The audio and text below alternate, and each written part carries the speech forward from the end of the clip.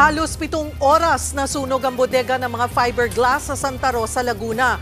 Una na raw itong naapula pero sumiklab ulit. Nasa frontline ang balitang yan, si Nina Ongpauco.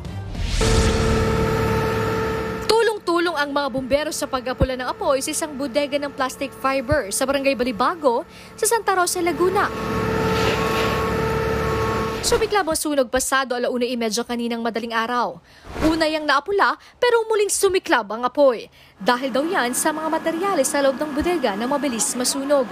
Kaya ang mga bumbero gumamit na ng chemical o cold fire suppressing agent o fire freeze para mahinto ang pagliyab muli ng sunog.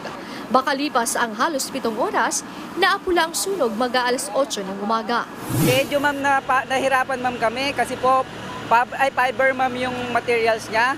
Was ma'am naapula namin yung may part na naapula na, pag iniwan namin, pagbalik po nagliliyab na ulit. Hindi naman nadamay ang mga kalapit na gusali.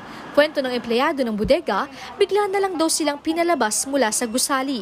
Pinalabas po kami, sabi daw po may sunog, yun na po. Malaki na po yung sunog mabilis pong kumalat Wala namang nasugatan sa sunog. Inaalam na rin ang sanhi ng apoy at kung magkano ang halaga ng natupok na gamit. Nagbabalita mula sa frontline, Nina Ongpauco, News 5. Mga kapatid, Cheryl Hosing po. Maging maalam at may pakialam sa mga napapanahong issue at headlines. Mag-follow at mag-subscribe na sa social media pages ng News 5.